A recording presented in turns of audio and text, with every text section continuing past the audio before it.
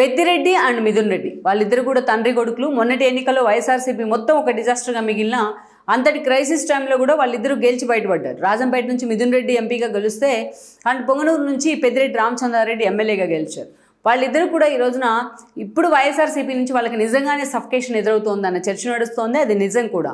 ఏ స్థాయిలో టీడీపీ నుంచి అటు జనసేన నుంచి వాళ్ళ మీద ఒక దాడి జరుగుతోన్నా ఒక భారీ స్థాయిలో వాళ్ళని ఎక్కడికి వెళ్ళినా కూడా టీడీపీ జనసేన శ్రేణులు అడ్డుకునే ప్రయత్నం చేస్తున్నా, ఆ స్థాయిలో వాళ్ళు సఫికేషన్ ఫీల్ అవుతున్నా ఎక్కడా జగన్మోహన్ రెడ్డి వాళ్ళని ఓదార్చే ప్రయత్నం చేయట్లేదు. ఎక్కడా వాళ్ళని పిలిపించి కూర్చోబెట్టుకొని వాళ్ళకి సర్ది చెప్పే ప్రయత్నం అయితే చేయట్లేదు. అలాగే పెద్దిరెడ్డి మీద మిథున్ రెడ్డి మీద జరుగుతున్న ఈ వ్యవహారంలో ఎక్కడా జగన్మోహన్ రెడ్డి జోక్యం కూడా చేసుకునే ప్రయత్నం చేయట్లేదు. సో ఓవరాల్గా ఈ పరిణామాలన్నీ కూడా ఆ తండ్రి కొడుకులు ఇద్దరు కూడా సఫికేషన్ ఫీల్ అవడానికి కారణం, ఒక పెద్ద కారణం అనే చర్చ జరుగుతోంది. అంతేకాదు అందులో వాస్తవం కూడా ఉంది.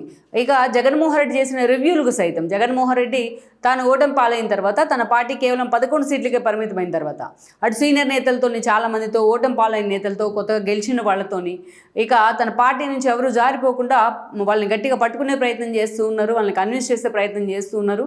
ఈ క్రమంలోనే అటు ఎమ్మెల్సీలు మొదలుకొని అనేక మందిని ఆయన పిలిపించుకొని ప్రతిరోజు ఏదో ఒక రివ్యూ పేరుతోని హడావిడి చేస్తూ ఉన్నారు. అటు ఏదో ఒక ట్వీట్స్ పేరుతోని సోషల్ మీడియాలో హడావిడి చేస్తూ ఉన్నారు. అంటే అది అవసరం కూడా ఇప్పుడు జగన్మోహన్ రెడ్డికి. ఎందుకంటే ఒక డిజాస్టర్గా పార్టీ మిగిలిన తర్వాత 11 సీట్లకే పరిమితమైన పరిస్థితుల్లో ఈరోజు ప్రతి ఒక్క కార్యకర్తని కాపాడుకోవాల్సిన బాధ్యత జగన్మోహన్ రెడ్డి మీద ఉంది. లేకపోతే ఆయన భవిష్యత్తుకు, ఆయన పార్టీ భవిష్యత్తుకు పూర్తి స్థాయిలో ఒక పులి స్టాప్ పడ్డట్టే.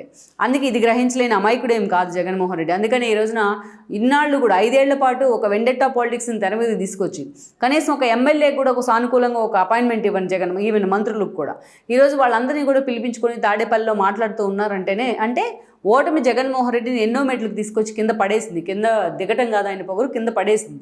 సో అలాంటి సిచ్యువేషన్లో జగన్మోహన్ రెడ్డి ఈరోజు అందరినీ పిలిపించుకొని మాట్లాడుతూ వస్తున్నారు. కానీ ఇప్పటిదాకా మనం ఈ నెల రోజుల నుంచి చూసినట్లయితే జగన్మోహన్ రెడ్డి అనేక మంది నేతలను, అనేక మంది సీనియర్ నేతలను, ఓడిన వాళ్ళను, గెలిచిన వాళ్ళను, ప్రజెంట్ పోస్టులో ఉన్న వాళ్ళని పిలిపించుకొని మాట్లాడుతున్నా ఎక్కడా జగన్మోహన్ రివ్యూలో పెద్దిరెడ్డి రామచంద్రారెడ్డి మనకు కనిపించలేదు.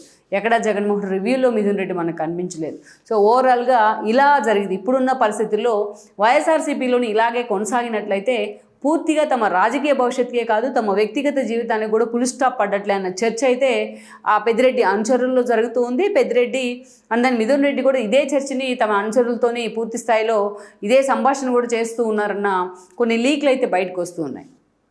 ఇక వాళ్ళు అనుకున్నట్లుగానే అనేక రకాలుగా ఊహించని పరిణామాలు అయితే వాళ్ళకి ఎదురవుతున్నాయి. ఎస్పెషల్లీ పొంగునూరు కావచ్చు, అదేవిధంగా రాజంపేట పరిసర ప్రాంతాలు కావచ్చు, ఇక ఉమ్మడి చిత్తూరు జిల్లాలో తండ్రి కొడుకులు ఎప్పుడూ చూడని, అటు కాంగ్రెస్లో ఉన్న ఇటు వైఎస్ఆర్సీపీలో ఉన్న ఎప్పుడూ చూడని పరిణామాలు అయితే వాళ్ళు మొదటిసారి చూస్తూ ఉన్నారు. ఆ స్థాయిలో వెండెట్టా పాలిటిక్స్ అంటే ఎలా ఉంటాయనేది జగన్మోహన్ రెడ్డి చూపిస్తే దానికి రిజల్ట్ ఎలా ఉంటుంది అని కూడా ఈరోజు టీడీపీ జనసేన చూపిస్తున్న పరిస్థితి అయితే ఉంది. అటు అధికారాన్ని అడ్డం పెట్టుకుని ఇటు పోలీసుల్ని, అధికారులు, వ్యవస్థల మొత్తాన్ని తన గుప్పెట్లో పెట్టుకున్న పెద్దిరెడ్డి ఒక సామ్రాజ్యాన్ని సృష్టించారు ఉమ్మడి చిత్తూరు జిల్లాలో.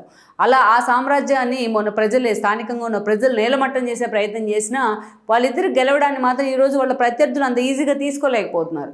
అందుకే గెలిచి ఓటమి పాలై ఇంట్లో కూల్గా ఉండడం ఒక ఎత్తు అయితే ఈరోజు గెలిచి ప్రతిరోజు అవమానాలు పొందడం మరొక ఎత్తు అని చెప్పుకోవాలి. సో ఆ స్థాయిలో అవమానాలు వాళ్ళకి ఎదురవుతూ ఉన్నాయి. అప్రతిహతంగా చిత్తూరు జిల్లా రాజకీయాలను శాసించిన అటు పెద్దిరెడ్డి కానీ ఆయన కొడుకు మిథున్ రెడ్డికి కానీ ఈరోజు బయటికి అడుగు పెట్టే పరిస్థితి లేదనే చెప్పుకోవాలి. ఇలాంటి సిచ్యువేషన్లో వాళ్ళు పక్క పార్టీల వైపు చూస్తున్నారనేది ఎప్పటి నుంచో ఉన్న ప్రచారం. దాన్ని ఎండార్స్ చేసేలాగానే వాళ్ళ అడుగులు కూడా ఉన్నాయని కూడా చెప్తూ ఉన్నారు. అది వాస్తవం కూడా. ఎందుకు అనేది మనం చెప్పుకుందాం. అయితే ఈ పరిస్థితి కారణం ఏంటో కూడా మనం ఒకసారి హైలైట్ చేసుకోవాలి. సో పెద్దిరెడ్డి రామచంద్రారెడ్డి ఉమ్మడి చిత్తూరు జిల్లా నుంచి ఆయన రాజకీయాల్లోకి ఎంట్రీ ఇచ్చున్నారు. అటు సుదీర్ఘ రాజకీయ చరిత్ర ఉంది ఆయనకి. కాంగ్రెస్లో పలు ముఖ్యమంత్రుల సమయంలో పలు కీలక పదవుల్లో ఆయన పనిచేశారు, మంత్రిగా కూడా పనిచేశారు. ఇక వన్స్ ఎప్పుడైతే పెద్దిరెడ్డి రామచంద్రారెడ్డి జగన్మోహన్ రెడ్డి తన తండ్రి మరణం తర్వాత పార్టీని ఎస్టాబ్లిష్ చేసే ప్రయత్నం చేశారో అప్పుడు పెద్దిరెడ్డి రామచంద్రారెడ్డి కూడా జగన్మోహన్ రెడ్డి వెంట నడిచే ప్రయత్నం చేస్తున్నారు. ఇక పర్టికులర్లీ 2014 ఎన్నికల్లో ఆయనకు తిరిగి పొంగనూరు టికెటే ఇచ్చున్నారు జగన్మోహన్ రెడ్డి. ఆయన కొడుకు మిథున్ రెడ్డికి ఫస్ట్ టైం అది రాజంపేట ఎంపీ టికెట్ ఇవ్వడం జరిగింది. కానీ అంతకుముందు మనం చూసినట్లయితే పెద్దిరెడ్డి రామచంద్రారెడ్డి ఎక్కడున్నా కూడా స్వపక్షంలో ఉన్న విపక్షం అని అనిపించుకునేవాళ్ళు. అటు కిరణ్ నల్లారి ఫ్యామిలీతో ఉన్న అంటూ పొలిటికల్ ఇష్యూస్ కావచ్చు, అంతకుముందు ఆయన రోసే హ్యామ్లో అంతే కావచ్చు, అనేక రకాలుగా ఎప్పుడు కూడా ఏదో ఒకటి అప్పుడు ముఖ్యమంత్రులుగానో పొజిషన్లో ఉన్న వాళ్ళ మీదనో ఏదో ఒక టైంలో ఏదో ఒక విమర్శలు చేస్తూ ఎప్పుడు కూడా మ్యాన్ ఆఫ్ కాంట్రవర్సీ అని పిలిపించుకుంటూనే వచ్చారు పెద్దిరెడ్డి రామచంద్రారెడ్డి. ఆ స్థాయిలో మోనోపలి అటు కాంగ్రెస్ అయినా ఇటు ఇంకో పార్టీ అయినా తన తన మోనోపలి అయితే చూపించుకోగలిగారు, ఆ స్థాయిలో ఫోకస్ అవుతూ వచ్చారు. బట్ ఆ నల్లారి ఫ్యామిలీతో మాత్రం ఎప్పుడు ఆయనకి ఇష్యూస్ అలాగే ఉంటూ వచ్చాయి, పొలిటికల్ ఇష్యూస్ అన్నీ కూడా జిల్లాలో ఒక ఆధిపత్య పోరు కూడా నడుస్తూ వచ్చింది ఆ రెండు ఫ్యామిలీల మధ్య. వన్స్ జగన్మోహన్ రెడ్డి వెంట నడిచిన తర్వాత పెద్దిరెడ్డి కానీ ఆయన కొడుకు మిథున్ రెడ్డి వాళ్ళకి అదే స్థాయిలో జగన్మోహన్ రెడ్డి ప్రయారిటీ ఇస్తూ వచ్చారు. 14 ఎన్నికల్లో పొంగనూరు నుంచి పెద్దిరెడ్డి ఎమ్మెల్యే అయితే అండ్ దెన్ మిథున్ రెడ్డి ఏదైతే రాజంపేట నుంచి ఎంపీగా గెలవడం జరిగింది. అప్పుడున్న పరిస్థితుల్లో పూర్తి స్థాయిలో పార్టీ మీద హోల్డ్ తెచ్చుకోవడం వాళ్ళిద్దరు సక్సెస్ అయ్యారు. ఉమ్మడి చిత్తూరు జిల్లానే కాదు, రాయలసీమ 4 జిల్లాల్లో పార్టీ మీద పూర్తి స్థాయిలో హోల్డ్ తెచ్చుకోవడంలో, జగన్మోహన్ రెడ్డికి తామే అత్యంత దగ్గర అని అనిపించుకోవడంలో అటు పెద్దిరెడ్డి కానీ ఇటు మిథున్ రెడ్డి కానీ పూర్తిగా సక్సెస్ అయి ఉన్నారు. అందుకే జగన్మోహన్ రెడ్డి ఈరోజు కాళేశ్వరం లాంటి ఇష్యూస్లో కావచ్చు, కొన్ని తెలంగాణ నుంచి తనకు వచ్చిన కేసీఆర్తో సానుకూల దృష్ట్యా వచ్చిన కాంటాక్ట్స్ కావచ్చు, చాలా అంశాల్లో పెద్దిరెడ్డి ఇన్వాల్వ్మెంట్ కూడా ఉందనేది ఎవరూ కాదనలేని వాస్తవం. ఇక ఆ తర్వాత మనం చూసినట్లయితే పెద్దిరెడ్డి 5 ఏళ్ల పాటు పర్టికులర్లీ 14 నుంచి 19 అంటే వైఎస్ఆర్సీపీ ప్రతిపక్షంలో ఉన్న 5 ఏళ్ల పాటు పార్టీ మీద ఆ గ్రిప్ తెచ్చుకోవడంలో సక్సెస్ అయ్యారు ఆయన. వన్స్ ఎప్పుడైతే 19 ఎన్నికలు వచ్చాయో, 2019 ఎన్నికలు వచ్చాయో, ఆ ఎన్నికల్లో కూడా సేమ్ టికెట్స్ దక్కించుకున్నారు వాళ్ళిద్దరూ. సేమ్ పొంగనూరు నుంచి పెద్దిరెడ్డి గెలిస్తే and then Jaganmohan Reddy wave కావచ్చు, వాళ్ళకున్న ఒక సోలో ఇమేజ్ కావచ్చు, అండ్ రాజంపేట నుంచి మిథున్ రెడ్డి కూడా గెలవడం జరిగింది. సో గెలిచిన తర్వాత ఇక పార్టీ అధికారంలో ఉంది. మిథున్ రెడ్డి లాంటి వాళ్ళు పార్లమెంటరీ రిప్రజెంట్ చేస్తూ ఉంటే పెద్దిరెడ్డి మంత్రి కూడా అయ్యున్నారు జగన్మోహన్ రెడ్డి క్యాబినెట్లో. అప్పటి నుంచి తెలంగాణ 4 జిల్లాలతో పాటు అటు జగన్మోహన్ రెడ్డి కోటర్లీలో కూడా అత్యంత ప్రాముఖ్యత ఉన్న వ్యక్తిగా పెద్దిరెడ్డి మారుతూ వచ్చారు.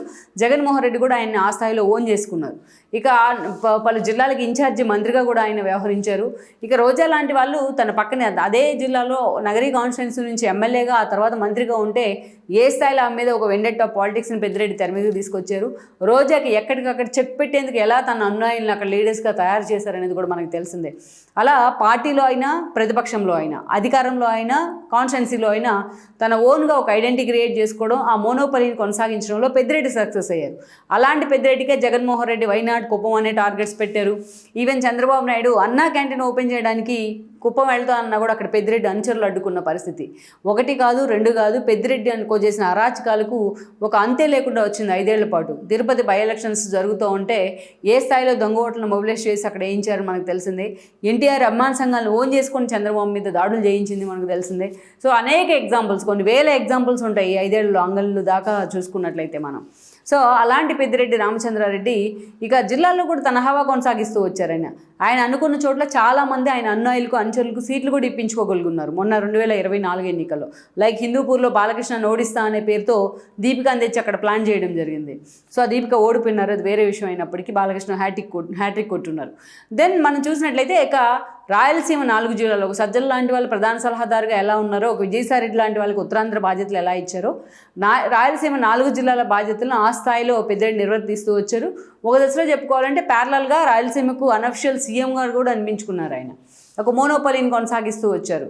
అనేక సార్లు టీడీపీ నేతల మీద దాడులు, ప్రతిదాడులతో ఎప్పుడు కూడా పొంగనూరు కానీ, చిత్తూరు పరిసర ప్రాంతాలు కానీ, ఉమ్మడి చిత్తూరు జిల్లాలో పలు కాన్స్టిట్యున్సీలు ఎప్పుడు కూడా కాంట్రవర్సీలతో వార్తల్లో ఉంటూనే వచ్చాయి 5 ఏళ్ల పాటు.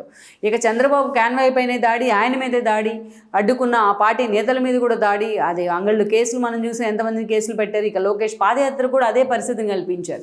సో అలా పెద్దిరెడ్డి అండ్ మిథున్ రెడ్డి కలిసి తమకంటూ రాయలసీమ 4 జిల్లాల్లో ఒక సామ్రాజ్యాన్ని, ప్రత్యేక సామ్రాజ్యాన్ని అయితే సృష్టించుకున్నారు. ఇక్కడ ఏదైతే తానొకటి తలిస్తే దైవం ఇంకోటి తలిచింది అన్నట్టుగా మొన్నటి ఎన్నికల్లో మొత్తం వైఎస్ఆర్సీపీ స్మాష్, ఆల్మోస్ట్ 11 సీట్లకు మాత్రమే జగన్మోహన్ రెడ్డి పరిమితమై ఉన్నారు. అంతేకాదు ఆయన క్యాబినెట్లో మంత్రులు చేసిన వాళ్ళందరూ ఓడిపోయారు. అది అదృష్టమా దురదృష్టమా మనం పక్కన పెడితే పెద్దిరెడ్డి రామచంద్రారెడ్డి ఒక్కడే మొన్న గెలవడం జరిగింది. ఆయన కొడుకు మిథున్ రెడ్డి కూడా గెలుచున్నారు. విచిత్రంగా వైఎస్ఆర్సీపీ వేవ్ రాష్ట్ర వ్యాప్తంగా లేనప్పటికీ, టీడీపీ కూటమి వేవ్ అంత స్పష్టంగా కనిపించినప్పటికీ ఆ 2 చోట్ల మాత్రం వాళ్ళిద్దరి తండ్రి కొడుకులు గెలుపును కూటమి ఆపలేకపోయింది మొన్న.